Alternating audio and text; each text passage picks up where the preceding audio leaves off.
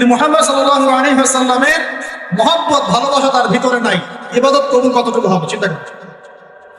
এই যে ভিতরের বিষয়গুলা, অন্তরের সাথে সম্পৃক্ত বিষয়, ভিতরের আকীদা, ভিতরের মহব্বত, আল্লাহর প্রতি ভয়, আল্লাহর প্রতি একটা ইহসান, মনটাকে রিয়া মুক্ত করা, অহংকার মুক্ত করা, হ্যাঁ, অন্যের প্রতি বিদ্বেষ মুক্ত করা, তারপরে কুফর নেফাক এগুলো মুক্ত করা, এই যে অন্তরের সাথে সম্পৃক্ত বিষয়গুলোই এই তাজকিয়া বা আত্মশুদ্ধির মৌলিক বিষয়। আমার কথা কি বুঝতে পারছেন? এখন কিভাবে এটাকে পরিশুদ্ধ করব? বিশ্বাস করেন, ভিতরটা যদি পবিত্র থাকে, বাহিরের ইবাদত অল্প হলেও জান্নাতে যাবেন। ভিতরের বিষয় যদি পবিত্র থাকে, বাহিরের আমল যদি কমও হয়, ইনশাল্লাহ আপনি জান্নাতে যাবেন। বিশ্বাস করছেন না? এক ব্যক্তির কথা শোনাই তাহলে বুঝবেন। সে এত বেশি পাপ করেছিল যে তার সন্তানদেরকে বলেছে, আমার মৃত্যুর পরে আমার লাশটাকে পুড়িয়ে ফেলবে, ছাইগুলো অর্ধেক বাতাসে ভাসিয়ে দিবে, অর্ধেক ছাই সমুদ্রে ভাসিয়ে দিবে। ঠিক আছে, এটা তো হাদিস আপনারা জানেন, ওলামা কেরাম যারা আছে। এখন সন্তানরা তাই করেছিল। আল্লাহ পাক তাকে আবার জীবিত করে বলেছেন যে কেন এই কাজ করেছিলাম। সে বলেছে, মিন খাশিয়াতিকা ইয়া রাব্বি, আল্লাহ তোমার ভয়ে কাজ করেছি। ওয়া আনতা আ'লামু মিন্নি, আপনি আমার চেয়ে ভালো জানেন যে আমি আপনার ভয়ে করেছি না অন্য কোনো কারণে করেছি। তো আল্লাহ পাকের ভয়ে সে এমন একটা কাজ করেছে যে কাজটা কিন্তু মনে হচ্ছে কুফরি, কারণ সে মনে করছে আল্লাহ তাকে আবার পুনরুত্থিত করতে পারবে না। তাই সন্তানদেরকে বলছে, আমাকে পুড়িয়ে ছাইটাই ভাসিয়ে দিস। আল্লাহ পাক বলছেন, কেন করেছো? সে বলছে, তোমার ভয়, আল্লাহ তোমার ভয় করেছে। আল্লাহ পাক তাকে বললেন, তুমি যদি আমার ভয়ে করে থাকো, আর হ্যাঁ তুমি আমার ভয়ে করেছিলে, আজকে আমি তোমাকে মাফ করে দিলাম। সেই ব্যক্তি বলেছিল, আমার চেয়ে বড় পাপ কেউ করে নাই, আল্লাহ যদি আমাকে ধরতে পারে তাহলে খবর আছে। তার মানে তার ধারণা আল্লাহ তাকে ধরতে পারবে না, এটা কিন্তু কুফরি আকীদা। তারপরে আল্লাহ পাক তাকে কিন্তু মাফ করলেন। কেন? সে বলছে, আল্লাহ আমি শুধু আপনার ভয়েই কাজটা করেছি, আর আপনি খুব ভালোই জানেন আমি আপনার ভয় করেছি। এই যে ভিতরের পরিশুদ্ধতার কারণে আল্লাহ বাইরের গুনাহটা মাফ করবে। আমার কথা বলে বুঝতে পারছেন? মানে ভিতর যদি পরিষ্কার হয়, পরিচ্ছন্ন হয় এবং আকীদা ঠিক থাকে, তাজকিয়া ঠিক থাকে, আমল অল্প হলেও ইনশাআল্লাহ জান্নাতে যাব। খুশি হন নাই? তা একবার বলেন সুবহানাল্লাহ। এবার আসেন কিভাবে এটা অর্জন করতে পারি। এক নাম্বার, তাজকিয়া বা আত্মশুদ্ধি অর্জনের প্রথম কাজ হচ্ছে, সর্বপ্রথম কাজ সেটা হলো নিজেকে নিয়ে ফিকির করবেন, অন্যের ফিকির বাদ দিবেন। কি বললাম ভাই? নিজেকে নিয়ে ফিকির করবেন, অন্যের ফিকির আপাতত বাদ দিবেন। আজকে থেকে আগে ফিকির হবে কাকে নিয়ে? নিজেকে নিয়ে। আমি দলিল দিচ্ছি, এমনি কথা বলছি। আল্লাহ পাক বলছেন সূরা মাইদা আয়াত নাম্বার 105, সূরা মাইদা আয়াত নাম্বার 105, আল্লাহ পাক বলছেন, ইয়া আইয়ুহাল্লাযীনা আমানু, হে মুমিনগণ, আলাইকুম আনফুসাকুম লা ইয়াদুররু মান দাল্লা ইন ইহতাদাইতুম ইলাল্লাহি মারজিউকুম জামিআন ফায়ুনাব্বিউকুম বিমা কুনতুম তা'মালুন। আল্লাহ পাক বলেন, হে মুমিনগণ, হে তোমরা যারা ঈমান এনেছো, আলাইকুম আনফুসাকুম, আগে তোমরা নিজেদের নফসের খবর নাও। কি বলেন আল্লাহ পাক? নিজেরা নিজেদের নফসের খবর নাও। লা ইয়াদুররু মান দাল্লা ইন ইহতাদাইতুম, কেউ যদি পথভ্রষ্ট হয়ে যায় এতে তোমার কোনো ক্ষতি নাই, আগে নিজের খবর নাও, নিজের নফসের খবর। তাহলে প্রথম কাজ কি ভাই? আমার সাথে বলেন। এবার নিজের নফসের একটু খবর নেই ভাই, আমার সাথে বলেন দেখি। কার কার বয়স এখানে 20 বছর ক্রস করেছে? হাত তোলেন, হাত নামান। এবার কার কার বয়স 30 বছর ক্রস করেছে? কার কার বয়স 40-50 ক্রস করেছে? আচ্ছা, এবার হাত নামান। এবার আজকে বাসায় গিয়ে ঠান্ডা মাথায় আমার এই কথাটা শুনুন। জানতাম ভাই ঢাকা থেকে 6 ঘন্টা জার্নি করে আসছিল, আইসা আমার এই কথাটা বইলা গেছে। কি বলছে? এই যে 30 বছর, 20 বছর, 40-50 বছর আপনার জীবন থেকে চলে গেছে, একটু চোখ বন্ধ করে আজকে বাসায় গিয়ে আপনি চিন্তা করবেন নিজের নফসের খবর কিভাবে নেবেন সেটা বলছি। চিন্তা করবেন যে এই 40 বছরে, 30 বছরে আপনি 30 দিন জামাতের সাথে নামাজ পড়েছেন কিনা। মন খারাপ করলেন? আত্মশুদ্ধি এবং আত্মসমালোচনা এভাবেই করতে হয়। চিন্তা করবেন 30টা রোজা যে আমার জীবনে চলে গেল, আমি সব বছর প্রত্যেকটা রোজা রেখেছিলাম কি না। চিন্তা করবেন এই 30 বছরে আপনি, বেশি না ভাই, 30টা সূরা পড়েছেন কিনা, 30 দিন কোরআন নিয়ে বসেছেন কিনা, 30টা আয়াত আপনি মুখস্থ করেছেন কিনা। 30টা আয়াত, মাত্র 30টা আয়াত, যেমন আলহামদুলিল্লাহি রাব্বিল আলামিন, আর রহমানির রহিম, মালিকি ইয়াউমিদ্দিন, এভাবে 30টা আয়াত আপনি মুখস্থ করেছেন, মাত্র 30টা। চিন্তা করবেন ঠান্ডা মাথায় 30টা হাদিস নবীজির পড়েছিলেন কিনা, 30 দিন দান সৎকার করেছেন কিনা। মানুষকে সৎ কাজে আদেশ করেছেন কিনা, একটু আল্লাহর রাস্তায় সময় দিয়েছিলেন কিনা, মানুষকে অসৎ কাজে বাধা দিয়েছিলেন কিনা, দিন প্রচারের জন্য কিছু একটা করেছিলেন কিনা, একটা বই লিখেছিলেন কিনা, একটা লেকচার দিয়েছিলেন কিনা, মিম্বরে দাঁড়িয়ে একটা খুতবা দিয়েছিলেন কিনা, একটা হালাকায় বসে মানুষকে কিছু ভালো নসিহত করেছিলেন কিনা, মিসকিনকে খাইয়েছিলেন কিনা, এতিমখানায় 30টা টাকা দান করেছিলেন কিনা, মসজিদ মাদ্রাসায় দিনের খেদমতের জন্য কিছু করেছিলেন কিনা। এই ফিকিরটা ভাই করা যাবে কি বাসায় গিয়ে? আমি জানি হয়তোবা আল্লাহ না করুক, কিন্তু হয়তোবা বেশিরভাগ মানুষের উত্তর আসবে কি হ্যাঁ না না। এখন আমাকে বলেন সমাজ পরিবর্তন হবে কিভাবে বলেন? এই মানুষগুলোকে দিয়ে, এই অবস্থার এই মানুষগুলোকে দিয়ে? আপনার তাই মনে হয়? দেখেন ভাই, একটা কথা আমি আপনাকে বলে যাই যে আমরা জীবন পেয়েছি একটা কথা ভাই, এরপর কোনো চান্স আসবে না। কথা সত্য না?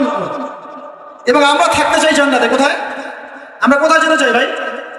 এবার একটু আমার সাথে বলেন দেখি, সত্যি কি আপনার মনে হয়, সত্যি কি আমার আপনার মনে হয় যেভাবে জীবন যাপন করছি আমরা, এতে আমরা জান্নাতে যাব? অনেস্টলি কি আপনি বুকে হাত দিয়ে বলেন তো, আপনার কি সত্যি মনে হয় এই জীবন যাপনের মধ্য দিয়ে আমরা সত্যি জান্নাতে যেতে পারবো? ছেলেপেলে কিশোর গ্যাংয়ে যোগ দিচ্ছে, ছেলেপেলে টিকটক প্রজন্ম হয়ে গেছে, ছেলেপেলে মেয়েদের পিছনে আড্ডাবাজি করে টাঙ্কি মেরে বেড়ায়, ছেলেপেলে মেয়েদের সাথে ওপেন জেনা করছে, মেয়েরাও জেনা করছে। কিছু কিছু বদ মেয়ের স্বভাব এমন, সে চাচ্ছে যেন তার সাথে জেনা করা হোক। চুল খুলে নগ্ন হয়ে রাস্তাঘাটে ঘুরে বেড়াচ্ছে। বাড়ির মেয়েরা পর্দা করছে না, মা পর্দা করছে না, বোন পর্দা করছে না, স্ত্রী পর্দা করছে না। দিব্যি বাসায় সুদের টাকা ঢুকছে, হারামের টাকা ঢুকছে, দুর্নীতির টাকা ঢুকছে, ঘুষের টাকা ঢুকছে। সত্যি মনে হয় যে এইভাবে আমল করে আমরা জান্নাতে যেতে পারবো? অথচ আল্লাহ সৃষ্টি করেছেন আমাদেরকে তার ইবাদত করার জন্য। এই দুনিয়ার জীবনের সংক্ষিপ্ত হায়াত দিয়েছেন, মৌতের পর হয় জান্নাত না হবে জান্নাত, আর কোনো বিকল্প অপশন নেই। তাহলে ভাই আত্মশুদ্ধি দরকার নাই? তাহলে আজকে বাসায় গিয়ে এই ফিকিরটা করা যাবে? আমিও করবো ইনশাল্লাহ, আপনিও করেন, আমি নিজেও করবো ইনশাল্লাহ, আপনিও করবেন, যে এই 30-40 বছর আমরা করলামটা কি? পারা যাবে ইনশাল্লাহ ভাই? এই চিন্তা যদি আপনার রাতের ঘুমটা আজকে হারাম করে ফেলায়, কালকে থেকে ইনশাল্লাহ এই ছেলেগুলো যদি সমাজ সংস্কার হবে, ইসলাম প্রতিষ্ঠা হবে ইনশাল্লাহ। কি যুগে ভাই হবে না ইনশাল্লাহ? আল্লাহ পাক কবুল করুন, বলি আমিন। 1 নাম্বার, নিজের চরকায় তেল দেওয়া। অন্যের কথা পরে, কে কি করে, নামাজ পড়ে কিনা, কে কি বলে লেকচারে, কার কি সমালোচনা করে, সব বাদ। আগে নিজের চিন্তা করবো। আলাইকুম আনফুসাকুম, নিজের নফসের খবর নাও বাস। এখন দেখলাম নিজের নফসের খবর ভালো না, তাহলে কি করণীয়? করণীয় হচ্ছে এই ফজরের ওয়াক্ত থেকে শুরু হবে। কালকের অপেক্ষা করবো না, ফজরের ওয়াক্ত থেকে শুরু হবে। আমরা উঠবো তাহাজ্জুদে ইনশাআল্লাহ, রাজি আছি?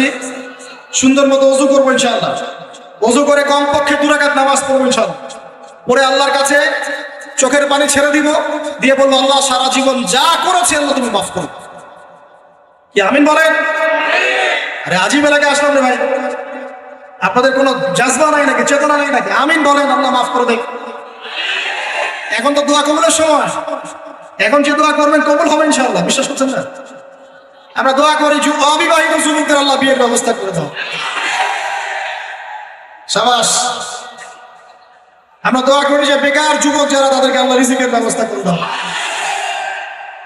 আল্লাহ যেসব মেয়ে দিনী বোনদের বিয়ে শাদী হচ্ছে না, তাদেরও বিয়ের ব্যবস্থা করে দাও। আল্লাহ পাক যুবক ভাইদেরকে দ্বীনের জ্ঞান অর্জনের তৌফিক দান করুন।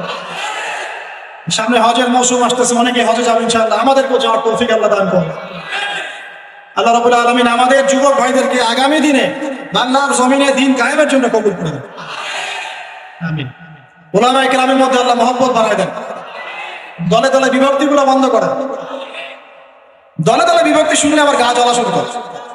এই জন্য অনেকে আমাকে একটু রাগ করেন, আমার সাথে এসে আমার সাথে দলীয় পরিচয় দিবেন না, আমি অমুক দল করি, আমি তমুক দল করি।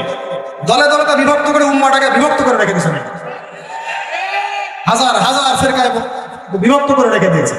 কারোর সাথে কারো ভালো সম্পর্ক নাই, কিন্তু মুখে কিন্তু বলে যে আমরা সবাই এক, কিন্তু আদতে সেটা নাই। মনের ভিতরে যে কি পরিমাণ হিংসা বিদ্বেষ, সেটা তো মাঠে যারা চলাফেরা করে তারাই বুঝতে পারে। বিভক্তিগুলো খুব ভালো জিনিস। হ্যাঁ, আপনি একটা মানে ফাউন্ডেশন করছেন বা অ্যাসোসিয়েশন করছেন বা পলিটিক্যাল একটা দল করেন, ইটস ওকে, এটা মানুষ করতে পারে। তাই বলে অন্যদের সাথে কি হিংসা বিদ্বেষ পোষণ করে বিভক্তি বাড়াতে হবে? সবার সাথে একটা হৃদ্যতাপূর্ণ সম্পর্ক রাখা যায় না? হ্যাঁ, আমিও মাশাআল্লাহ দিনের কাজ করছি, ওই ভাইও করছে মাশাআল্লাহ, আলহামদুলিল্লাহ। তার দ্বারা কিছু খেদমত হচ্ছে, আমার দ্বারা হচ্ছে, তার দ্বারা হচ্ছে। ইনশাআল্লাহ একদিন যখন আল্লাহ পাকের পক্ষ থেকে মনোনীত কোনো নেতা আসবে, তখন সবাইকে ঐক্যবদ্ধ করবেন। আল্লাহ পাক সেই নেতৃত্ব নিয়ে আসুন, বলি আমিন। দোয়া করা যায় না? আল্লাহ আল্লাহ পাক নিয়ে আসবেন ইনশাআল্লাহ। আর যদি দেখি যে আসছেই না, তাহলে নেতা হইতে হবে। যখন মাঠে নেতা নাই তখন নেতা হতে হবে।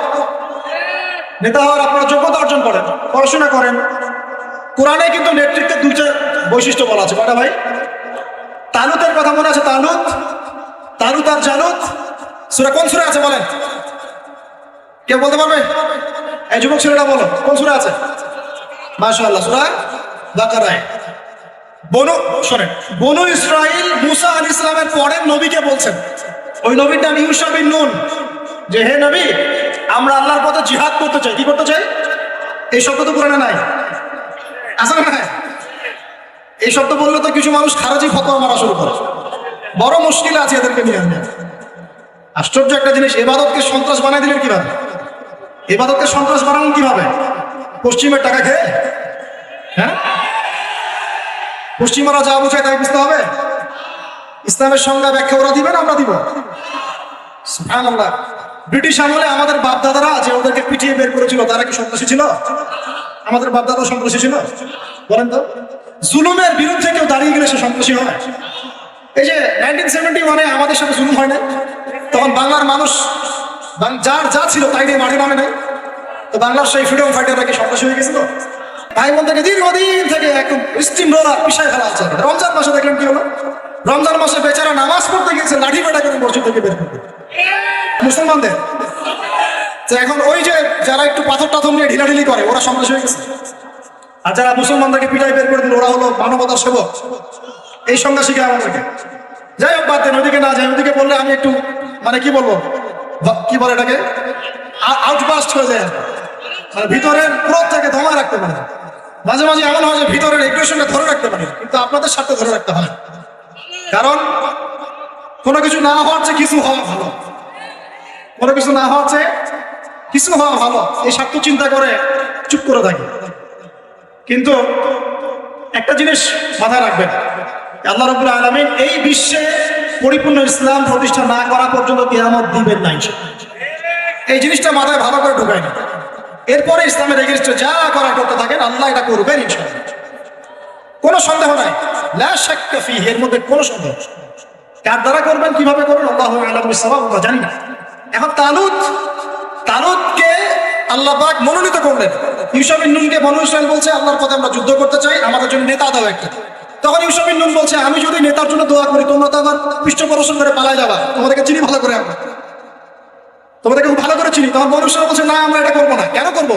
ওয়াকাদ উখরিজনা মিন দিয়ারিনা, আছে না সেটা বাকারা, আমাদেরকে আমাদের ঘর বাড়ি থেকে বের করে দেওয়া হয়েছে, আমরা কেন পিছিয়ে পড়ছি? তখন আল্লাহর কাছে তিনি দোয়া করলেন, আল্লাহ পাক তালুতকে নেতৃত্ব দিলেন। কাকে? তালুত। আর এই যে তালুতকে নেতৃত্ব দিয়েছেন, এই নেতৃত্ব দেওয়ার পর আল্লাহ পাক বললেন যে তালুতকে আমি দুইটা স্পেশাল গুণ দিয়েছি। কয়টা ভাই? তার মানে নেতৃত্বের স্পেশাল গুণাবলী কয়টা? একটা হচ্ছে জিসমান, তালুতকে আমি দিয়েছিলাম শারীরিক শক্তি, ফিজিক্যাল স্ট্রেংথ, শারীরিক শক্তি। আর এখন বহু নেতা সমাজে দেখাতে হাঁটতেই পারবে। নেতা হওয়ার আগে আগে ফিজিক্যাল স্ট্রং হতে হবে, তাই না ভাই? ফিজিক্যাল স্ট্রং না হতে পারলে নেতৃত্ব দিতে পারে? ফিজিক্যাল স্ট্রেংথ হচ্ছে প্রথম শর্ত। সে সুস্থ ছিল এবং শারীরিকভাবে অনেক শক্তিশালী ছিল। কে? কার কথা বলছি? যুগে যুগে সমস্ত নেতৃত্ব দেখেন। ওমর ইবনে খাত্তাব শারীরিকভাবে দুর্বল ছিল না ফিজিক্যাল স্ট্রেংথ ছিল? কোনটা? স্ট্যামিনা কেমন ছিল? আলী রাদিয়াল্লাহু আনহু শারীরিকভাবে কি দুর্বল ছিল? উসমান, আবু বকর রাদিয়াল্লাহু আনহুমা, তারা কি দুর্বল ছিল? নবী সাল্লাল্লাহু আলাইহি ওয়াসাল্লাম নিজে দুর্বল ছিলেন? 40 জন পুরুষের শক্তি তার গায়ে ছিল। কতজন ভাই? আল্লাহু আকবার। 40 জন পুরুষের শক্তি কার গায়ে ছিল? তারপরে তিনি কোনোদিন কারো গায়ে থাপ্পড় দেন না, কারণ নিজের উপর আঘাত আসলে তিনি মাফ করে দিতেন। শুধু একটা যুদ্ধে তিনি তীর নিক্ষেপ করেছিলেন, ওই তীর এক কাফেরের গলার পাশ দিয়ে চলে গেছে, ওতেই তার মৃত্যু হয়ে গেছে। ওতেই নবী সাল্লাল্লাহু আলাইহি ওয়াসাল্লামের মনেও যদি কষ্ট দিত, আল্লাহ পাক তাকেও পাকড়াও করতেন না। নবীজি না বললেও আল্লাহ পাক তাকে পাকড়াও করতেন। যাই হোক, তাহলে তালুতকে প্রথম যে গুণাবলী দেওয়া হয়েছে নেতৃত্ব, সেটা কি? জিসমান, শারীরিক শক্তি। তার মানে এখন যারা এটা হতে চান, আগে ফিজিক্যালি স্ট্রং হবেন, ভালো ভালো খাওয়া দাওয়া করবেন, হালাল টাকায়, হারাম টাকায় না, জিম টিম করবেন, হ্যাঁ, বক্সিং টক্সিং প্র্যাকটিস করবেন, রেসলিং খেলবেন, হ্যাঁ, কুস্তি করবেন, মানে ফিজিক্যালি স্ট্রং হওয়ার চেষ্টা করবেন। আর এইগুলো করা তো ভালো, টিকটক চালানোর চাইতে। সকালে উঠে যদি আমরা একটু গ্রাউন্ডে দৌড়াদৌড়ি করি, মাঠে ফুটবল খেলেন বা একটু ফিজিক্যাল কসরত করেন, জিম করেন, কাজটা ভালো না? এটা ওই টিকটক আছে ভালো না? বসে বসে ফেসবুক উঠানো আর এই যে পর্ন দেখাচ্ছে ভালো না? এই জন্যই বলে এগুলো ভালো, এগুলো করেন, তা ওইগুলোতে যাই। এটা হলো 1 নম্বর জিসমান, মানে ফিজিক্যাল স্ট্রেংথ। 2 নম্বর ইলমান, জ্ঞান। কি লাগে ভাই তাহলে দুইটা? একটা জিসম, একটা ইলম। এখন আমাদের এই দুইটা না থাকলেও চলে, খালি জনগণ বললেই হলো যে আপনার চরিত্র ফুলের মতো পবিত্র, তাই না ভাই? এই দুটার একটা না থাকলেও চল। আল্লাহ পাক আমাদের সবার উপরে এমন এমন সব নেতৃত্ব নিয়ে আসুন যাদেরকে আল্লাহ পাক শারীরিক শক্তি এবং জ্ঞানের শক্তি দান। বলি আমিন। দোয়া করতে সমস্যা আছে? যাকেই নিয়ে আসুক সে যদি ফিজিক্যালি শক্তিশালী হয়, তার মধ্যে জ্ঞান থাকে, সে ইসলাম প্রতিষ্ঠা করে, আমার কোনো সমস্যা আছে? কোনো সমস্যা না। আমরা দোয়া করবো আল্লাহ পাক তাকে দীর্ঘদিনের জ্ঞান দারাজ করুন। আমিন। আর যদি দেখি যে কোনো নেতাই নাই, তাহলে নেতা হতে হবে। কি হতে হবে? আল্লাহ পাক তৌফিক এনায়েত করুন। আমাদের যুবক ভাইদেরকে আল্লাহ কবুল করুন। আমিন। তাজকিয়া অর্জন হচ্ছে সমাজ পরিবর্তনের মূল জিনিস। আর এই তাজকিয়া অর্জনের জন্য প্রথম কাজ হলো নিজের চরকায় আলাইকুম আনফুসাকুম, নিজেকে নিয়ে ভাবুন, বাস নিজেকে নিয়ে ভাবুন, নিজের কবরকে নিয়ে ভাবুন, আপনার আমলনামা নিয়ে ভাবুন। এই বিগত জিন্দগিতে কি করে সেটা ভাবেন, সামনের জীবনে কি করতে পারি এটা। এখন মনে করেন আপনি চিন্তা করলেন যে না, আমার জীবনে ভালো কাজ খুব কম আছে। আপনার বলে গিয়েছিল, আমি মিলিয়েছি খাতা কলম নিয়ে, দেখলাম ভালো কাজ খুব বেশি নাই। এখন কি করতে হবে আপনাকে? প্রথম কাজ আমার সাথে বলেন আস্তাগফিরুল্লাহ। বায়াত করাচ্ছি, বায়াত বলেন আস্তাগফিরুল্লাহ আল্লাযী লা ইলাহা ইল্লা হুয়াল হাইয়ুল কাইয়্যুম ওয়া আতুবু ইলাইহি। আল্লাহ, আমরা বিগত জীবনে যে পাপগুলো করেছি আল্লাহ আমাদেরকে মাফ করুন, এবং আগামী পুরো জীবনে আমাদেরকে কোরআন সুন্নাহ মেনে চলার তৌফিক দান। পারা যাবে ইনশাআল্লাহ? এখন থেকে আর 5 ওয়াক্ত নামাজ ছাড়বো না ইনশাআল্লাহ। রাজি আছি? সম্ভব হলে জামাতে পড়বো, যদি জামাত কোনো কারণে পড়া পসিবল না হয় অন্তত পক্ষে বাসায় পড়বো ইনশাআল্লাহ। প্রতিদিন 5 টাকা 10 টাকা হলেও দান খয়রাত করবো ইনশাআল্লাহ। প্রতিদিন একজনকে হলেও দাওয়াত দিব ইনশাআল্লাহ। প্রতিদিন একটা করে ভালো কাজের আদেশ করবো ইনশাআল্লাহ। একটা করে হলেও খারাপ কাজে নিষেধ করবো ইনশাআল্লাহ। প্রতিদিন একটা পৃষ্ঠা করে হলেও কোরআন পড়বো ইনশাআল্লাহ। 1 পৃষ্ঠা হলেও হাদিস পড়বো ইনশাআল্লাহ। 1 পৃষ্ঠা হলেও ইসলামিক কোনো বই পড়বো ইনশাআল্লাহ। আর গার্লফ্রেন্ডের নাম্বার মোবাইল থেকে ডিলিট করে দেবো ইনশাআল্লাহ। ঠিক আছে ভাই? যত রকম আজে বাজে কাজ, আড্ডা মারা, এই পর্ন দেখা, হ্যাঁ, আপনার মাদক দ্রব্যের আসর, খারাপ ফ্রেন্ড সার্কেল, গুন্ডামি, মাস্তানি, সব থেকে তওবা করলাম, আল্লাহ কবুল করুন। আমিন। আগে নাম্বার ডিলিট করেন, এটা প্রথম কাজ। এই ফিতনা থাকলে সমস্যা। এটা কেমন ফিতনা আপনাকে বলাই, আমি বুঝাই, শুনে। এটা এমন ফিতনা যে অবৈধ অবস্থাতেও ফিতনা সৃষ্টি করতে পারে, বৈধ অবস্থাতেও করতে পারে। অতএব খুব সাবধান। নবী সাল্লাল্লাহু আলাইহি ওয়াসাল্লামের এই হাদিসটা মাথায় রাখেন। নবীজি বলেছেন, শোনেন ভাই, আমি পুরুষদের জন্য নারীদের চাইতে ভয়ঙ্কর কোন ফিতনা রেখে যাচ্ছি না। ব্যাস, এখন কি করবেন? কলেজের সামনে দাঁড়া থাকবেন? আমি পুরুষদের জন্য নারীদের চাইতে ভয়ঙ্কর কোন ফিতনা রেখে গেলাম না। কে বলেছেন? আমি কি তার চেয়ে ভালো সমাজ বুঝবো? অতএব আমার পরামর্শ ভাই, ভালো কাজে ব্যস্ত থাকেন, নিজের আমলনামা গোছান, পাপ ছেড়ে দেন, ভালো কাজে এবং দিনই কাজে মেহনতের সাথে থাকেন। সামর্থ্য হয়ে গেলে বিয়ে শাদী করে নেন। একটা করবেন, একটা ভাই। অনেক আলেম এখন অনেক কথাই বলছে, ঠিক আছে? আমি পরামর্শ দিচ্ছি, একটাই কইরেন, একটাই। এখানে একটা আবেগী কথা বলি, আবেগী কথাটা শোনেন। যদি প্রথমত আপনি রিজিকের সোর্স তালাশ করবেন, এরপর আল্লাহর কাছে সেজদায় কান্নাকাটি করবেন, আল্লাহকে বলবেন, আল্লাহ আমার জন্য উপযুক্ত, যে আমার জীবনে আসলে দুনিয়া আখিরাত দুটোই সুন্দর হয়ে যাবে। আল্লাহ এমন কোন মেয়ে বা স্ত্রী আল্লাহ তুমি আমার জীবনে এনে দাও, এই দোয়া আল্লাহর কাছে করো। এরপর যখন পাত্রী যদি পছন্দ হয়ে যায়, যে না সব দিক থেকে মাশাআল্লাহ তাকে পারফেক্ট মনে হচ্ছে, আপনি যদি মন থেকে তাকে ভালোবাসা শুরু করেন, ডানেও দেখবেন না, বামেও দেখবেন না, ব্যাস তাকে নিয়ে জীবন কাটিয়ে দেবেন। পারা যাবে ইনশাআল্লাহ? এখনকার সমাজে এটা একটা সমস্যা, কেউ কাউকে নিয়ে সন্তুষ্ট থাকতে পারছে না। স্বামী স্ত্রীকে নিয়ে না, স্ত্রী স্বামীকে নিয়ে। এই সমস্যাটা দূর হবে ভাবে। আর মনে রাখবেন, এটা সাহাবীদের যুগ নয়, এটা কাদের যুগ নয়? আপনিও সাহাবী নন, আপনার স্ত্রীও কিন্তু মহিলা সাহাবী নন। আপনিও সাহাবী নন, আপনিও তাবেঈ নন, আপনিও আইম্মায়ে কেরামের যুগের মানুষ নন, আর আপনার স্ত্রীও তাদের মতো নন। অতএব আমার আপনার মধ্যে যেমন হাজারটা ত্রুটি থাকতে পারে, তার মধ্যেও থাকবে। অতএব এটাকে একটু সবরের সাথে মার্জনা করে করে চলতে হবে। আল্লাহ পাক তৌফিক দান করুন। তবে এক পর্যায়ে যদি এমন দেখা যায় যে এই ফিতনার কারণে আপনি দিন থেকে বিচ্যুত হয়ে যাচ্ছেন, তখন আপনি দিনকে বেছে নেবেন, ফিতনাকে বেছে নেবেন। কথা বুঝতে পারছেন ভাই? আল্লাহ তৌফিক দান করুন। এগুলো গোল্ডেন নসিহত, এগুলো ওঠেন বসেন করে আপনি শুনতে পারবেন না। এগুলো লাভঝাপ মার্শাল আর্ট জিকির হয়, মার্শাল আর্ট। স্টেজের মাঠে কুমফু কেরাত খেলা হয়। সুবহানাল্লাহ, কি যে হয়, কত কি যে হয়।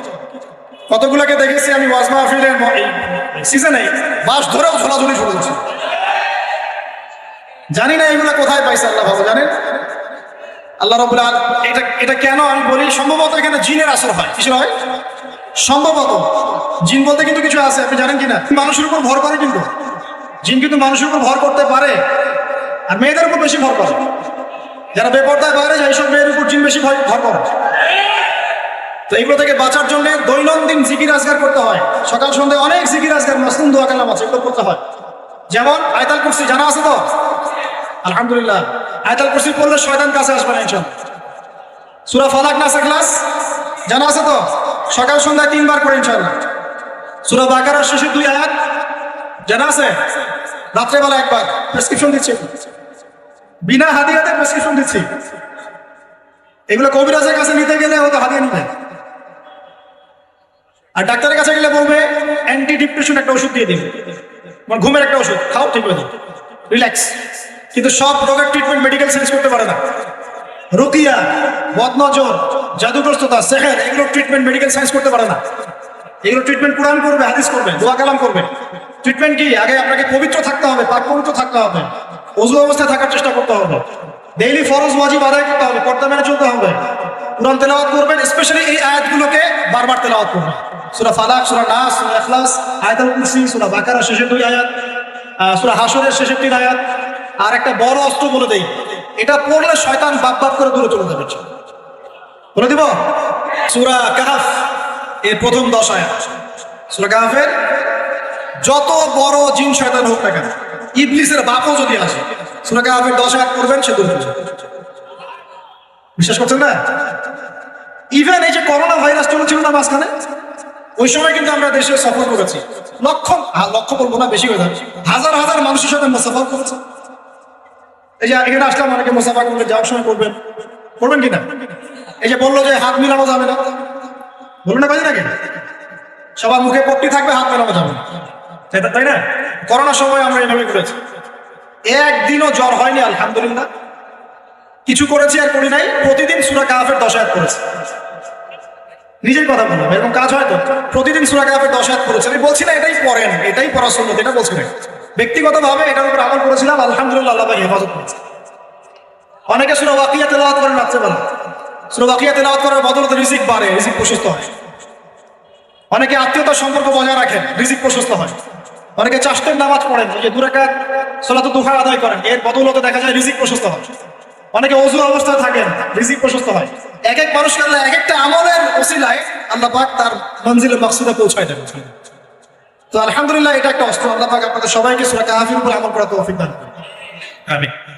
তো প্রিয় ভাই, শেষ করতে হবে, লম্বা করবো না, আস্তে আস্তে গুলিয়ে নিচ্ছি। 1 নাম্বার কি কাজ? আত্মশুদ্ধি অর্জনের জন্য ভাই, নিজের চরকায়, মানে নিজের নফসের খবর নিব, অন্যের কথা পড়ে আগে নিজে 5 ওয়াক্ত নামাজ পড়বো, নিজে রোজা রাখবো, নিজে যাকাত দিব, নিজে ইসলামের উপর প্রতিষ্ঠা থাকবে। এটা 1 নাম্বার। 2 নাম্বার, তাজকিয়া অর্জনের 2 নাম্বার কাজ হচ্ছে নিজের পরিবারে ইসলাম প্রতিষ্ঠা করা। কি বললাম বলেন? কেন বললাম? কারণ নিজের পরিবারে যদি ইসলাম প্রতিষ্ঠা না করতে পারি, অন্যের মূর্খতা এবং অনইসলামিক কাজের কারণে আমি ইফেক্টেড হয়ে যাব। তাই নিজের পরিবারের মধ্যে ইসলাম প্রতিষ্ঠা করার চেষ্টা করতে হবে। আল্লাহ পাক তৌফিক দান করুন, বলি আমিন। আল্লাহ পাক সূরা তাহরিমের 6 নম্বর আয়াতে বলেছেন যে কু আনফুসাকুম, নিজে জাহান্নামের আগুন থেকে বাঁচো, ওয়া আহলিকুম নারা, তোমার পরিবারকে জাহান্নামের আগুন থেকে বাঁচাও। পরিবার আছে কার কার? হাত তুলেন দেখি। মাশাআল্লাহ, সবাই তো আছে। পরিবার মানে কি? স্ত্রী সন্তান কার কার আছে? আচ্ছা, হাত নামান। দেখেন, বাবা মা এগুলো পরিবারের অন্তর্ভুক্ত বিষয়, কিন্তু বাবাকে আপনি শাসন করতে পারবেন না, মাকে আপনি শাসন করতে পারবেন না, তাকে আপনি নসিহত করতে পারবেন, দাওয়াত দিতে পারবেন। আর আপনার আন্ডারে যারা আছে, আপনার স্ত্রী, আপনার সন্তান, এরা হচ্ছে পরিবারের অন্তর্ভুক্ত, আপনার কাছে, এদের উপর আপনি শাসন চালাতে পারবেন। অতএব যাদের পরিবার আছে, পরিবারের মধ্যে ইসলাম প্রতিষ্ঠা করার চেষ্টা করে, আল্লাহ পাক তৌফিক দান করুন। একটু বসেন ভাই, বিশৃঙ্খলা করেন না, আমরা বুঝিয়ে নিচ্ছি, এখনই বুঝিয়ে নিচ্ছি। আর কিছু প্রশ্ন আছে, দিয়ে শেষ করুন। 3 নাম্বার কাজ, আমার সাথে মনোযোগ দেন ভাই। 3 নাম্বার কাজ হচ্ছে নিয়মিত কোরআন তেলাওয়াত করা। নিয়মিত কোরআন তেলাওয়াত করা। আমার সাথে একটু ওয়াদা করেন তো ভাই, ডেইলি কমপক্ষে 1 ঘন্টা কোরআন তেলাওয়াত করবো ইনশাআল্লাহ। পারা যাবে?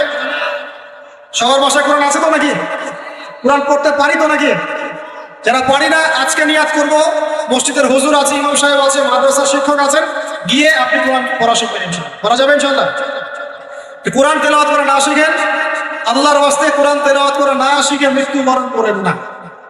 আল্লাহর ওয়াস্তে আল্লাহকে কি মুখ দেখাবেন আর নবীকে কি মুখ দেখাবেন চিন্তা করছেন। কোরআন আল্লাহ নাজিল করেছেন কেন? আমাদের জন্য, গরু ছাগলের জন্য?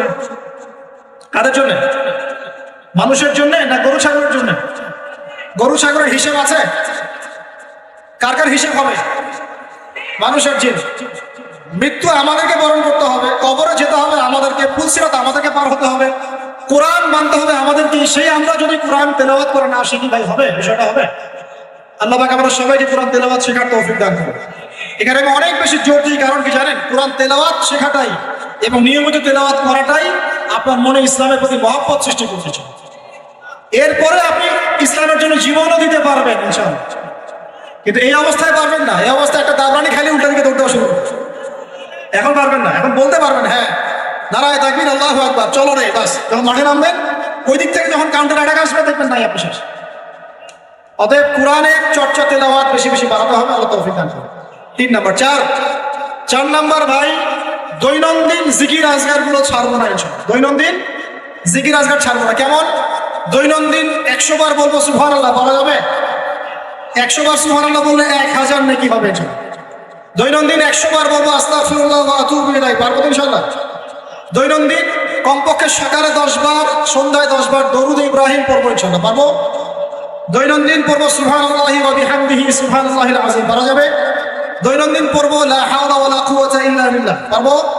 ডেইলি পড়বো লা ইলাহা ইল্লাল্লাহ ওয়াহদাহু লা শারীকা লাহ, লাহুল মুলকু ওয়া লাহুল হামদ ওয়া হুয়া আলা কুল্লি শাইইন কাদির, পারা যাবে?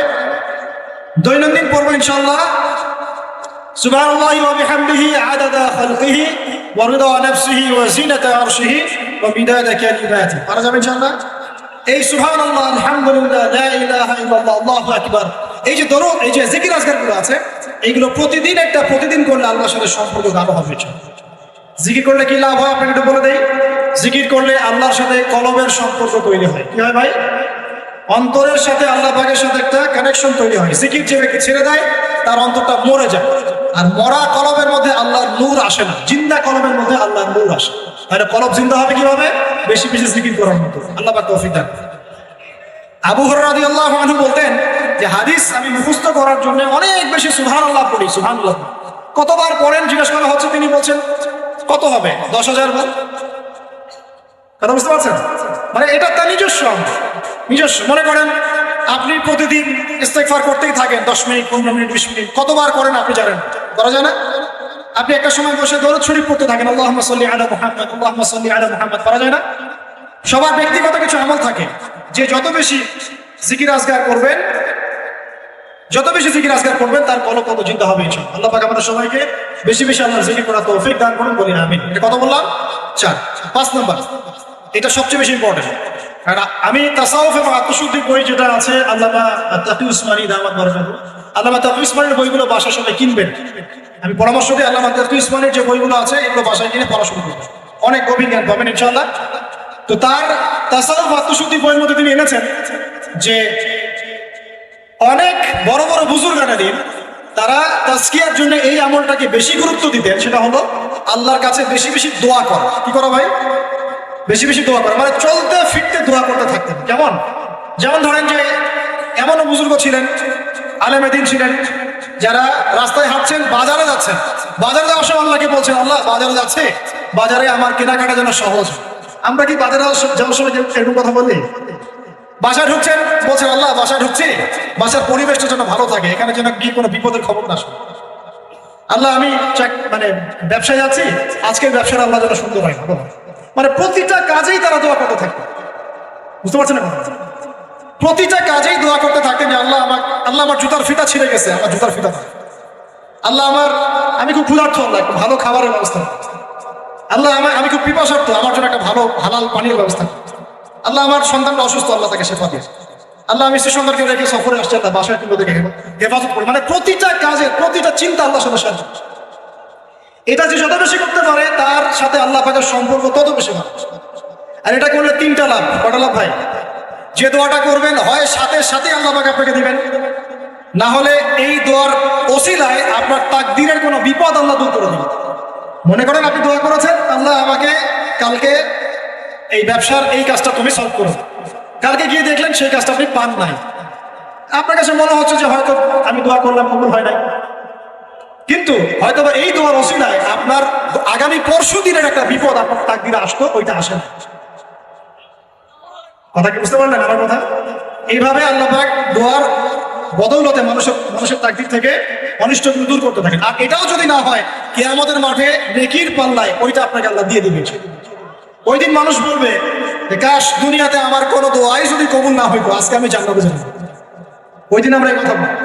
অতএব বুদ্ধিমান সে ব্যক্তি যে বেশি বেশি আল্লাহর কাছে দোয়া করতে, প্রতিটা বিষয়ে আল্লাহর কাছে দোয়া করতে থাকেন।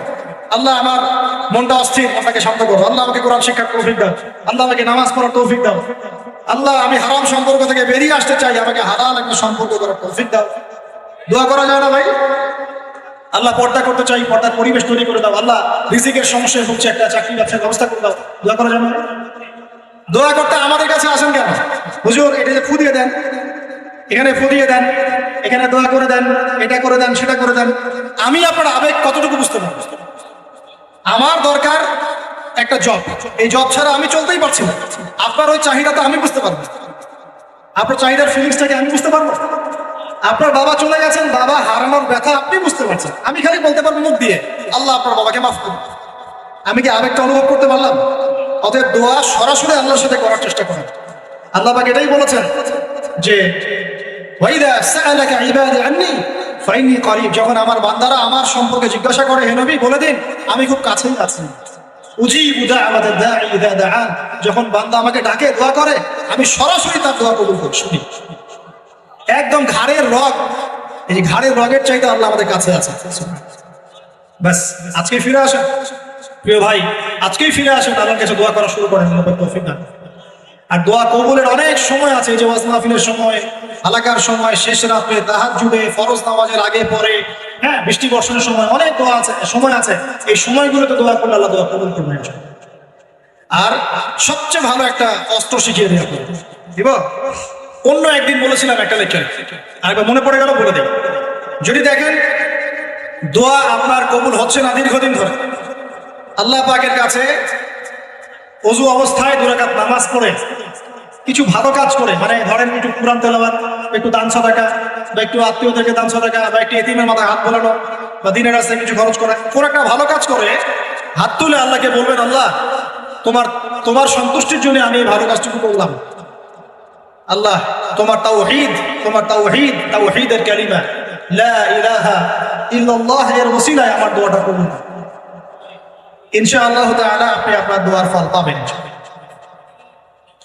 পরীক্ষিত আমার জীবন, এমন সময় গিয়েছে যে নিঃশ্বাস নিতে পারবো কিনা এটার গ্যারেন্টি ছিল, শ্বাস নিতে পারবো কিনা গ্যারেন্টি ছিল। আর মনে করবেন না এগুলোর জন্য অদৃশ্য কোনো শক্তি দায়ী, এগুলোর জন্য আপনার আমার মতো দাড়ি টুপি বলে কিছু মানুষই নাই। বুঝতে পারছেন? বাস আর কিছু বললাম না।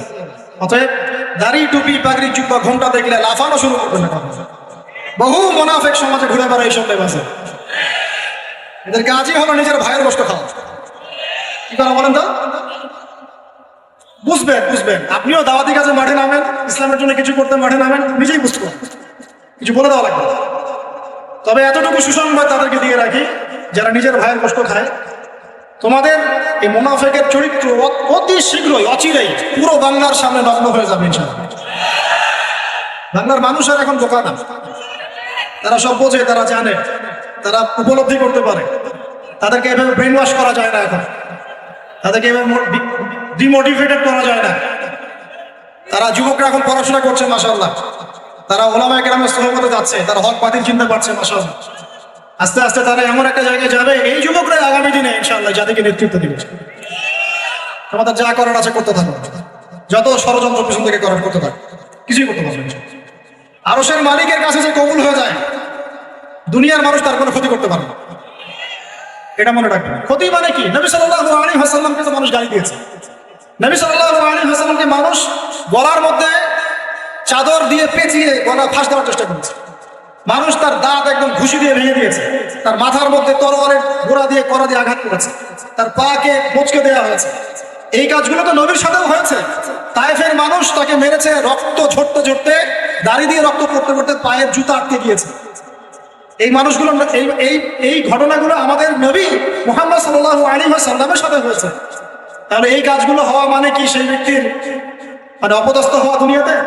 এগুলো কবুলিয়াতে নিদর্শন। কিসের নিদর্শন? এগুলো কবুলিয়াতে নিদর্শন। আর যারা এই কাজগুলো নবীর সাথে করেছিল, ওরা কি সফল হয়ে গেছে? ওরা দুনিয়াতেও সফল হয় নাই, পরকালেও জাহান্নামে যাবে। আল্লাহ রাব্বুল আলামিন আমাদের সবাইকে প্রকৃত ঈমানদার হওয়ার তৌফিক দান করুন। 5 নম্বর বলছিলাম প্রিয় ভাইরা, বেশি বেশি আল্লাহর কাছে কি করবেন?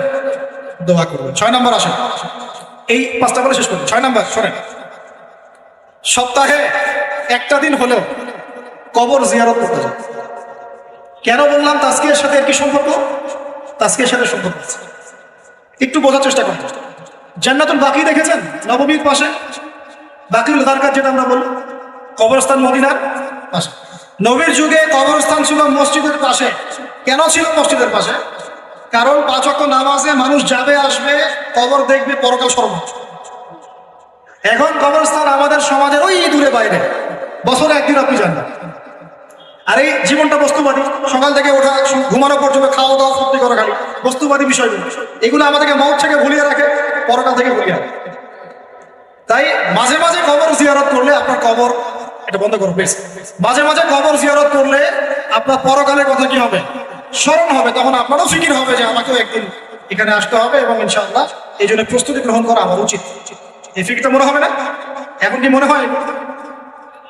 এখন মনে হচ্ছে। আল্লাহ পাক আমাদের সবাইকে মাঝে মাঝে হলেও অ্যাটলিস্ট কবর জিয়ারত করে পরকালকে স্মরণ করার তৌফিক দান। 7 নাম্বার, 7 নাম্বারটাও অনেক বেশি ইম্পর্টেন্ট, এটা শুনে। 7 নাম্বারটা হচ্ছে বেশি ইম্পর্টেন্ট, সেটা হলো আল্লাহওয়ালা কিছু মানুষ আছে দুনিয়াতে, আছে না? যে মানুষগুলো আত্মশুদ্ধি, যাদের মধ্যে আত্মশুদ্ধি আছে, যারা আল্লাহওয়ালা পরহেজগার, যাদের মধ্যে হিংসা বিদ্বেষ এই বিষয়গুলো খুব কম, এবং যারা কোরআন সুন্নাহ নিয়ে গবেষণা করেন, মানুষকে ভালো কিছু দেওয়ার চেষ্টা করেন, এই মানুষগুলোর সাথে সম্পর্ক রেখে তাদের সাথে সহবতে চলবে। তাদেরকে দেখে আপনি শিখতে পারবেন। সবকিছু বইপত্র পড়ে হয় না, কিন্তু ওলামায়ে কেরামের কাছাকাছি গিয়ে সহবতে গিয়ে দিন শিখতে হবে। আল্লাহ পাক তৌফিক দান। সাহাবীরা কিন্তু বইপত্র পড়ে কোরআন হাদিস শেখেন না, জানেন? তারা কোরআন হাদিস এগুলো শিখেছেন স্বয়ং নবীকে দেখে শিখেছে। দেখে শিখেছেন না? তার পরের জেনারেশন সাহাবীদেরকে দেখে শিখেছে, তারপরের জেনারেশন তাবেঈদেরকে দেখে শিখেছে, তারপরের জেনারেশন তাবেঈদেরকে দেখে শিখেছে। এইভাবে আস্তে আস্তে আস্তে আস্তে এই সিলসিলা চলে আসছে। এখন আমরা কি করি? ইন্টারনেট দেখে শিখি। কি দেখে শিখি? একটা মাসআলা জানতে চান, বাস ঢুকলেন ইউটিউবে, ফেসবুকে, তখন দেখলেন ওই মাসআলা নিয়ে 10 আলেমের 10 রকম মন্তব্য, মাথা খারাপ একদম, তাই না ভাই? তারপরে দেখেন যে অমুক যা বললো তমুকের বিরুদ্ধে। আর মাশাআল্লাহ কিছু ননসেন্স ইউটিউবার আছে, হ্যাঁ, কমন সেন্স মানে ননসেন্স, কিছু ননসেন্স কমন সেন্স হিন ইউটিউবার কিছু আছে, ফেসবুকের আছে, কি টাইটেল দেওয়া লাগবে সেটাও জানে। অমুক তমুককে ধুয়ে দিল, মানে ওয়াশিং মেশিন, ডিটারজেন্ট পাউডার, অমুক তমুককে ধুয়ে দিল, হ্যাঁ, তমুককে আবার যে ওয়াশ করলেন তমুক, হ্যাঁ, অমুককে এই করলেন, বাপরে, মানে কি একটা অবস্থা। এই জন্য যে ইউটিউবিং এর কথা বলছো না, যে ইউটিউবার আমাদের অফিসিয়াল যারা আছে, ওদের সহ আমরা অচির একটা অ্যানাউন্সমেন্ট নিই। ইউটিউবিং করতে চাও, ভিডিও রেকর্ড করতে চাও, ইনশাআল্লাহ এমন একটা সিস্টেম তোমাদের সামনে আমি লঞ্চ করতে যাচ্ছি। এই সিস্টেম পার করে তোমাদেরকে আসতে হবে রেকর্ড করার জন্য। এই সিস্টেমের মধ্যে প্রথম কি থাকবে জানেন? 40 দিন নামাজ পড়ছে কিনা আমাকে দেখাতে হবে। বেনামাজি তোমার সাথে ইউটিউবের কি সম্পর্ক? তোমার সাথে দিন প্রতিষ্ঠার কি সম্পর্ক? দিন কায়েমের কি সম্পর্ক? তোমার দ্বারা দিনের কোনো কাজ নাই। 40 দিন নামাজের রিপোর্ট পেশ করবা, নামাজ পড়ছি ভাই 40 দিন। আগে হবে রিটেন পরীক্ষা। লিখিত পরীক্ষার মধ্যে আমি 6টা সাবজেক্ট ফিক্স করছি। 1 নম্বর কোরআন, 2 নম্বর হাদিস, সহজ, বেশি কঠিন না, প্রাইমারি জিনিস। 3 নম্বর সিরাত, নবীর জীবনী। 4 নম্বর ইসলামী ইতিহাস। 5 নম্বর ফিকহ। আর 6 নম্বর হচ্ছে আকীদা। এই 6টা বিষয়ের কিছু কিতাব আছে, বেসিক কিতাবগুলো দিয়ে দেওয়া হবে, বাসায় পড়াশোনা করবে, করে 1 মাস 2 মাস পরে পরীক্ষা দিবে। আগে দেখবো জ্ঞানের কি অবস্থা। ওই যে নেতৃত্ব দেওয়ার কয়টা গুণা বলে বলেন? একটা লাগবে ইলম, একটা জিসম। দিনের যে কাজ করবে, দিন বুঝে কিনা এটা তো আমাকে দেখতে হবে, ও দিনের জ্ঞান আছে কিনা এটা আমাকে বুঝতে হবে, দিন আমল করে কিনা আমাকে তো জানতে হবে। নামাজও পড়ে না, দিনের জ্ঞানও নাই, ওকে তো রেকর্ড করতে দিলে মাথা খারাপ। ও কোন কন্টেন্ট কোথায় লাগাবে, কোন টাইটেল কোথায় দিবে, মাথা। আর এটা তো মিডিয়ার যুগ, মানুষ তিলকে তাল বানা রাখে দেবে। হ্যাঁ, যদি বলি এখন যে মাশাআল্লাহ আমরা একটা জান্নাতি পরিবেশে বসে আছি, দেখবেন কিছু বলদ বলে ফেলবে কালকে সাতক্ষীরা আর মাটিকে জান্নাতের সাথে তুলনা করলে আবু তহা। কথা বুঝতে পারেন না? এই হলো অবস্থা। ইন্টেলেকচুয়াল অবস্থা আমাকে জানতে হবে তো। আগে রিটেন পরীক্ষা দিবে, তারপর ভাইবা। ভাইবার পরে আমরা কিছু ক্রাইটেরিয়া দিব, এই রুলস এবং রেগুলেশন মেনটেন করে করতে পারলে করবে, আদারওয়াইজ না। শোনেন, দুষ্ট গরুর চেয়ে শূন্য গড় অনেক ভালো। আর এই জিনিসগুলো আমি প্রথমে এত কঠোর ছিলাম, বিগত 2-3 বছর এই সারা দেশ ঘুরে আমার যে তিক্ত অভিজ্ঞতাগুলো হয়েছে, এগুলো আমাকে এভাবে ভাবতে বাধ্য করেছে। এখন মনে করি এগুলো আল্লাহর পক্ষ থেকে কল্যাণই ছিল, আলহামদুলিল্লাহ। অভিজ্ঞতাগুলো না হলে এগুলো শিখতে পারতাম না। সুবহানাল্লাহ। আর বলতে যাচ্ছি না, ভিতরে অনেক কিছু আছে, পরে চায়ের কাপে আলোচনা হবে ইনশাআল্লাহ, ঠিক আছে? আচ্ছা, বাদ দেন। এখন শোনেন, এখন 7 নম্বর যেটা বলছিলাম, রাসূলরা সাহাবীদেরকে দেখে শিখেছে। সাহাবীরা রাসূলকে দেখে শিখেছে, সাহাবীরা রাসূলকে দেখে শিখেছেন, তাবেঈরা সাহাবীদেরকে দেখে শিখেছেন, তারপরের জেনারেশন তাদেরকে দেখে শিখেছে। এখন আমরা যদি দিন শিখতে চাই, খালি বই পুস্তক পড়লে হবে না, খালি ইউটিউব ফেসবুক ঘাঁটলে হবে না। আলেম ওলামার কাছে যেতে হবে, সিলেবাস কেন্দ্রিক পড়াশোনা করতে হবে। কি সিলেবাস? এই 6টা সাবজেক্ট বললাম না ভাই। কোরআন পড়েন, এটা একটা সিলেবাসের অন্তর্ভুক্ত বিষয়। হাদিস পড়েন, সিলেবাসের অন্তর্ভুক্ত বিষয়। আপনাকে আকীদা বই পড়তে হবে, সিরাতের বই পড়তে হবে, ফিকহের বই, আর ধরেন ইসলামী ইতিহাস। এই জিনিসগুলো একটু পড়াশোনা করে ক্লাসিক্যাল ওলামায়ে কেরাম যারা, কোন ওলামায়ে কেরাম ক্লাসিক্যাল যারা, মানে হকপন্থী ওলামায়ে কেরাম যারা সকালে একটা ফতোয়া দিয়ে রাত্রে আরেকটা দেয় না, এই টাইপের না আর কি। বাতাস এদিকে ব্যাস ওইদিকে, বাতাস ওইদিকে ওইদিকে, এই টাইপের না। 5 বছর আগে এক কথা বলতো, 5 বছর পরে দেখা যায় না, বাবা এখন এই কথা ভুলেও বলা যাবে না, এখন কথা। হ্যাঁ, তো এই টাইপের কথা বলছি না, যারা সর্বদাই হকের উপর থাকার চেষ্টা করে, মানুষ হিকমা অবলম্বন করতে পারে, হকের উপর থাকার চেষ্টা করেন, এই হকপন্থী ওলামায়ে কেরামের সোহবতে গিয়ে দিন শেখার চেষ্টা করেন। এবং এই ওলামায়ে কেরাম প্রত্যেক ঘরানাতেই আছে, প্রত্যেক ঘরানাতেই হকপন্থী ওলামায়ে কেরাম আছে। আপনারা আলেমদের মধ্যে বিভক্তি সৃষ্টি করবেন না, বরং সবাইকে ভালোবাসার চেষ্টা করবেন। এখন তো শুরু হয়েছে আলেম পূজা, শাইখ পূজা। যে যে আলেমকে পছন্দ করে, যে যে শাইখকে পছন্দ করে, ব্যাস চোখ বন্ধ করে ওইখানে একটানে ধরবে। এখন সে সঠিক বললেও সঠিক, বেঠিক বললেও সঠিক। এই একটা সমস্যা শুরু হয়েছে। সংকীর্ণ হলেন কেন? এত সংকীর্ণ হলেন কেন? ইসলাম তো সংকীর্ণ না, এটা তো বৈচিত্র্যময়। এখানে আপনি পরিপূর্ণ জ্ঞান পেতে হলে তাকে খোলা মন লালন করতে হবে, যে যেখানেই হক পাবো সেখানে নিব ইনশাআল্লাহ, হক যেখানে পাবো সেখানে নিব ইনশাআল্লাহ। আমি হককে সীমাবদ্ধ করে ফেললাম কেন? যে আমার শায়েখ যা বোঝেন এই চাই, এর বাইরে কিছুই না। এটা করতে গেলে কি হবে জানেন? পয়সার 1 ফিট দেখবেন, আর 1 ফিট তো দেখবেন না, তখন আপনি মাহরুম হয়ে যাবেন। তবে হ্যাঁ, এটাও বলে রাখি, যারা একেবারেই সাধারণ মানুষ, একদম সাধারণ কোনো মানুষ, যার ইলম জ্ঞান নাই, কোরআন হাদিস পড়তে জানেন, এমন মানুষ আছে না, একদম রুট লেভেলে, তাদের জন্য অবশ্যই উচিত যে কোনো অন্তত একজন আলেমকে ফলো করা, অন্তত একজন আলেমকে ফলো করা। কারণ আপনি তো কিছু বোঝেন না, কোরআন সুন্নাহ বোঝেনই না, কিছু পড়তেও পারেন না, বুঝতেও পারেন না, কিছুই পারেন না। অতএব একজন আলেমকে আপনি ফলো করে চলেন, ইনশাআল্লাহ আল্লাহ মাফ করবেন, ইনশাআল্লাহ। হ্যাঁ, যদি কখনো জানতে পারেন যে আপনার সেই ফলো করা আলেমের অমুক মাসালাটা কোরআন সুন্নাহর বিরুদ্ধে চলে গেছে, বা এর চেয়েও ভালো কোনো বিশুদ্ধ মাসালা আছে, তাহলে সেটা আপনি আমল করবেন। তাই বলে বিভক্তি বাড়াবেন না। 7 নম্বর বলেছিলেন ওলামায়ে কেরামের সোহবতে থাকার চেষ্টা করেন। 8 নম্বর হচ্ছে ভাই, মনের মধ্যে হিংসা, বিদ্বেষ, রিয়া, অহংকার, এই খারাপ রিপুগুলোকে দূর করতে হবে। পারা যাবে কিনা? এটা হলো 8 নম্বর। মনের মধ্যে হিংসা, বিদ্বেষ, অহংকার, রিয়ার খারাপ রিপুগুলোকে দূর করতে হবে। কিন্তু এটা খুব ডিফিকাল্ট। কিভাবে করবেন? মনের মধ্যে চলে আসতে পারে, যদি চলে আসে পড়বেন আউযু বিল্লাহি মিনাশ শাইতানির রাজিম, পড়বেন আউযু বিল্লাহিস সামিউল আলিম মিনাশ শাইতানির রাজিম, পড়বেন আউযু বিকালিমাতিল্লাহি তাম্মাতি মিন শাররি মা খালাক, পড়বেন বিসমিল্লাহিল্লাযী লা ইয়াদুররু মা ইসমিহি শাইউন ফিল আরদ ওয়ালা ফিস সামা ওয়া হুয়া সামিউল আলিম। পড়বেন আমানতু বিল্লাহি ওয়া রাসূলিহি। এই যে দোয়া কালামগুলো পড়বেন ইনশাআল্লাহ মনের মধ্যে এই সমস্যাগুলো চলে যাবে, ওয়াসওয়াসার একটা রোগ চলে যাবে ইনশাআল্লাহ। মনটাকে পবিত্র করার চেষ্টা করি, আল্লাহ পাক তৌফিক রাখেন। আর মন পবিত্র করার আমি দুই একটা আমল বলে দেই, নাহলে কঠিন হয়ে যাবে। খুব সহজ আমল, এতিম খুঁজে খুঁজে বের করে এতিমদের জন্য কিছু করার চেষ্টা করি। এতিম আছে না, মেয়ে ছেলে, এদের মাথায় হাত বুলান, আপনার মন পবিত্র হবে ইনশাআল্লাহ। ঠিক আছে, দান সাদাকা বাড়ান, আপনার মন পবিত্র হবে ইনশাআল্লাহ।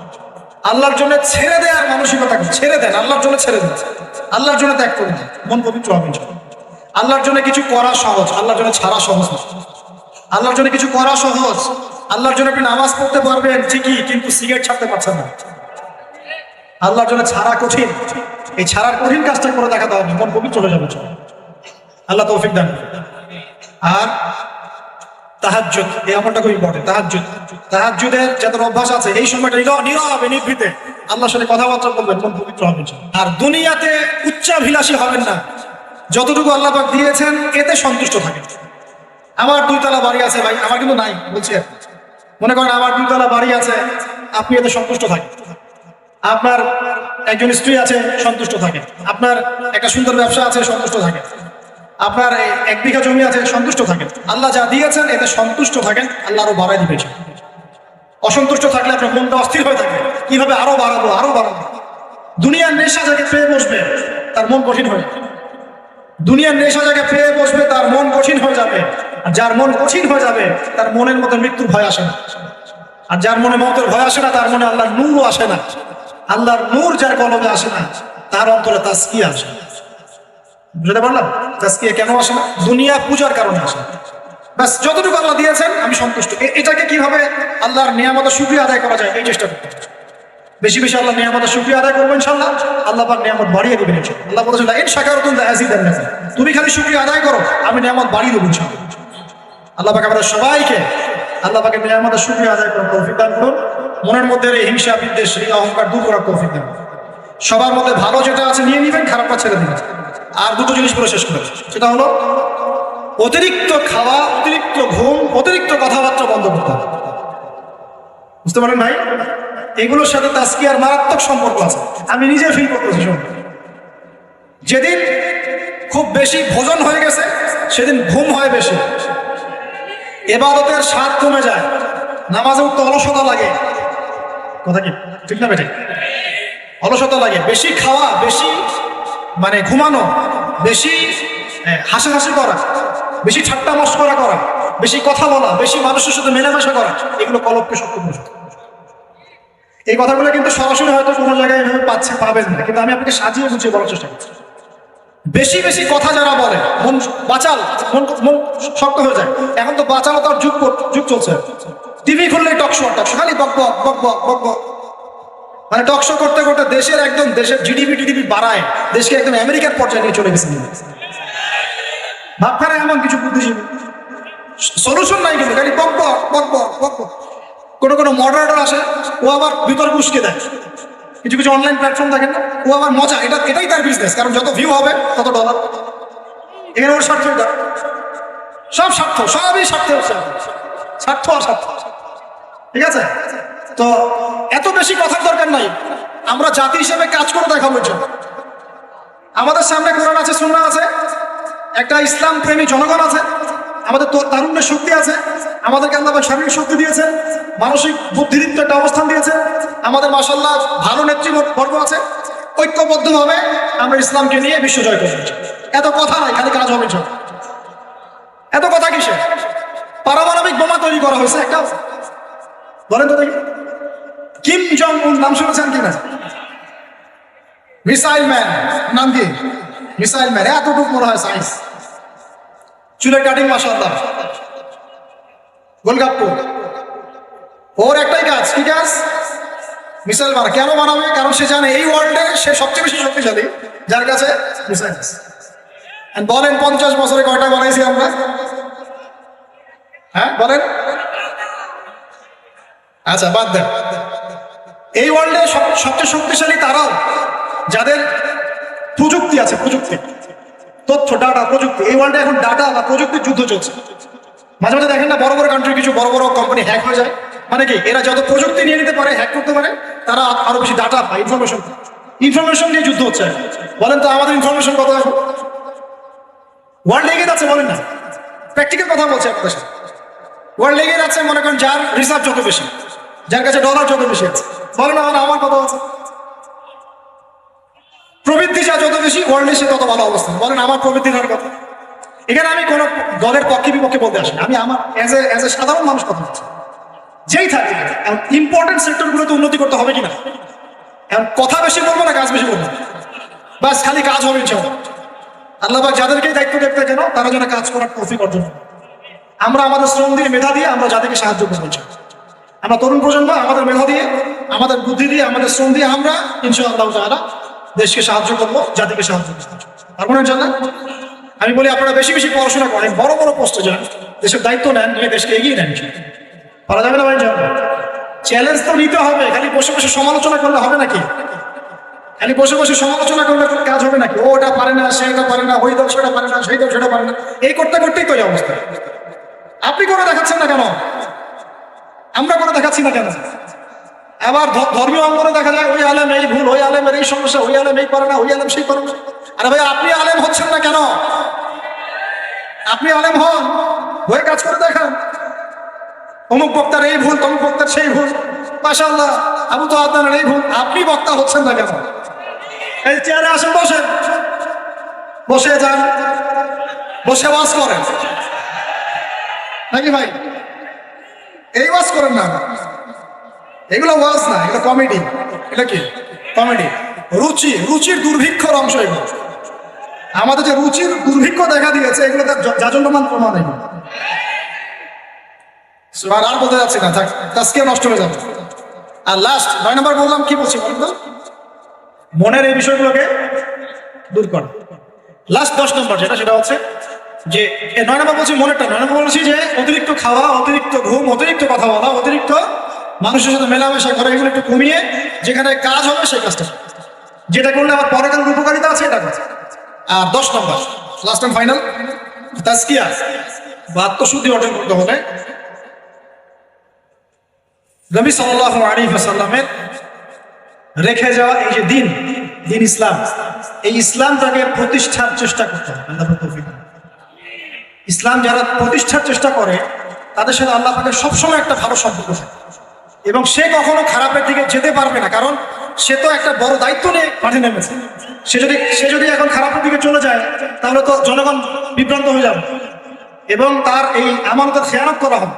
এই ফিকিরই তাকে খারাপ পথে যেতে বাধা দিবে, এবং তাজকিয়া তার মনের মধ্যে থাকবে। সে যদি ডানে বামে চলেও যায়, এই দিন প্রতিষ্ঠার এই যে তাড়না, এটা তাকে আবার ফিরিয়ে নিয়ে আসবে ইসলামের দিকে।